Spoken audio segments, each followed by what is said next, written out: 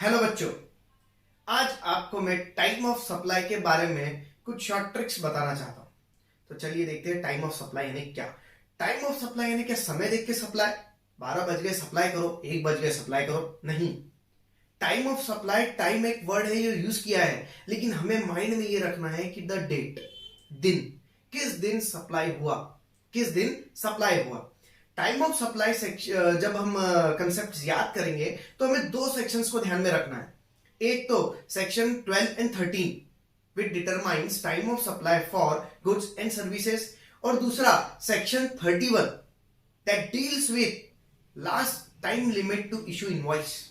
Section 31 क्या बोलेगा कि आखिरी समय इनवॉइस कब तक इशू हो जाना चाहिए, और सेक्शन 12-13 क्या बोलेंगे कि गुड्स और सर्विसेज के केस में टाइम ऑफ सप्लाई हमें क्या क्या पकड़ना है।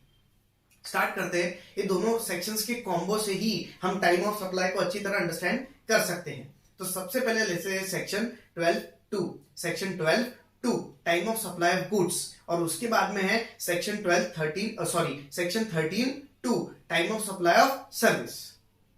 सेक्शन 13 एंड सेक्शन 12(2) इसका मतलब है फॉरवर्ड चार्ज।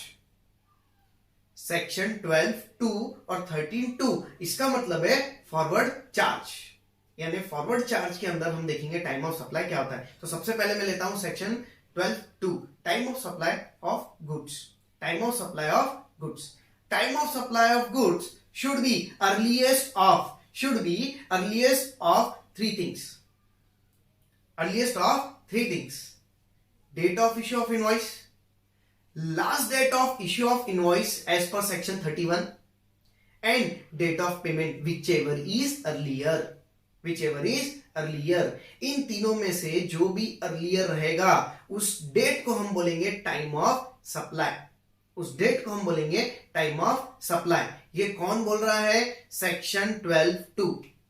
सेक्शन 12(2) इस पर एक नोटिफिकेशन आया था जिसका नाम है नोटिफिकेशन नंबर 66/2017। नोटिफिकेशन नंबर 66/2017 उसका बोलना है कि हम एडवांस जो रिसीव हुआ है उसके ऊपर जीएसटी लगाएंगे नहीं इन केस ऑफ गुड्स। ठीक है, तो नोटिफिकेशन नंबर 66 के हिसाब से 3 कंडीशन में से 2 ही बची, earliest of date of issue of invoice and last date of issue of invoice as per section 31।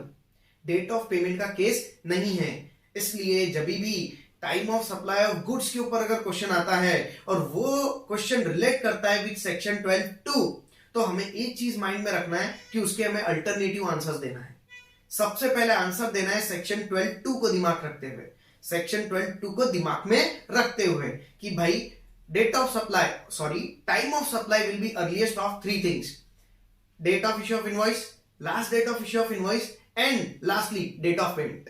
इन तीनों में से जो अर्लीएस्ट होगा वो कौन बोल रहा है? सेक्शन 12(2). लेकिन अल्टरनेटिवली भी हमें लिखना है नीचे उसमें कि alternatively the answer must be changed by considering notification number 66/2017 to notification number 66/2017 को ध्यान में रखते हुए answer should be earliest of the only 2 things: date of issue of invoice and last date of issue of invoice. तो ये चीज ध्यान में रखेंगे हम सेक्शन 12(2) के केस में। Okay, now section 13(2). Section 13(2) talks about time of supply in case of supply of services. Supply of service के केस में सेक्शन 32 ये बोलता है कि सबसे पहले चेक करो कि आपने जब सप्लाई ऑफ सर्विस की उसके बाद में इनवॉइस कब इशू किया एज पर सेक्शन 31। मैंने पहले ही बोला था कि जब हम ये 2 सेक्शन पढ़ेंगे 12-13 तो हमको सेक्शन 31 को इसके साथ में कॉम्बो रखते हुए पढ़ना है, तो ही हमारा टाइम ऑफ सप्लाई कंप्लीट होगा। तो सेक्शन 13(2) बोलता है कि सबसे पहले चेक करो कि सेक्शन 31 के हिसाब से टाइम ऑफ सप्लाई के अंदर इशू ऑफ इनवॉइस हुआ कि नहीं। सेक्शन 31 क्या बोलता है? In case of services if the invoice is issued within 30 days and in case of banks within 45 days of the provision of service। Date of provision of service के 30 दिन के अंदर या 45 दिन के अंदर एज द केस में भी आपका इनवॉइस अगर इश्यू हो जाता है तो time of supply will be earliest of date of payment और date of issue of invoice. क्या हुआ? डेट ऑफ पेमेंट और date of issue of invoice. अगर ऐसा नहीं होता है यानी क्या होता है, अगर आपका इनवॉइस 30 दिन के बाद में या 45 दिन के बाद में after the provision of service issue हो रहा है, तो उस केस में your time of supply will be earliest of date of payment and the date when the service has been provided. तो मैंने क्या बोला आज?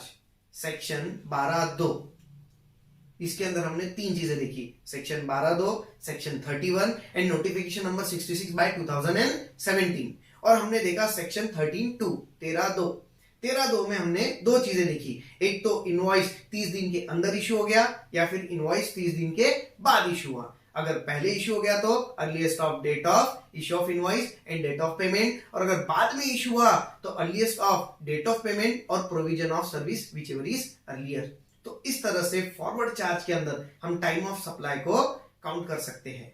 Thank you.